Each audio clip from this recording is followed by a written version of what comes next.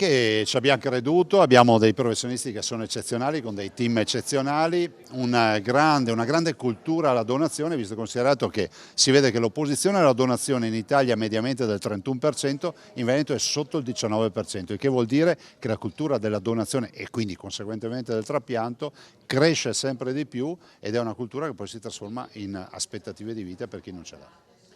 Da parte nostra continuare a investire, è quello che stiamo facendo, prova ne sia che si parla di trapianto di cuore non battente, si parla di trapianti diciamo, che sono in crescita, 35 trapianti diciamo, da donatori diciamo, a cuore fermo, ma ancora gli oltre 760 trapianti di quest'anno con dei primati unici, 76 trapianti di cuore piuttosto che i 193 di fegato e molto altro ancora.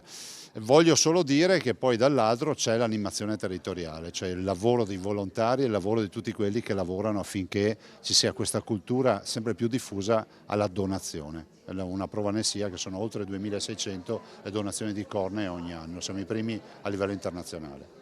Un comitato agguerrito, no, vi ricordo che quando si parlava, io ero ragazzino e poi andavo alle superiori, ricordo che Maurizio Costanzo, che io ho ricordato, fece una campagna paurosa durante il Costanzo Show per stimolare ad avere una legge per la possibilità di donare gli organi. La donazione dell'organo in quegli anni era quasi considerata un sacrilegio, no? Cioè una violazione di quello che è poi l'intimità del corpo, cioè il donare un cuore. Ecco, noi abbiamo avuto Busnello che ha donato, il povero Busnello ha donato il cuore a Ilario Lazzari, è stato il primo trapianto di cuore, guarda caso ancora una volta in Veneto, la Repubblica Veneta.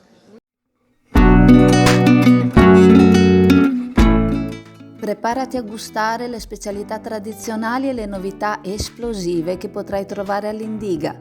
Gelato artigianale anche per l'asporto, per gustarlo in compagnia dove vuoi tu. All'Indiga il gelato da passeggio più gustoso, in cono, coppetta o con lo stecco.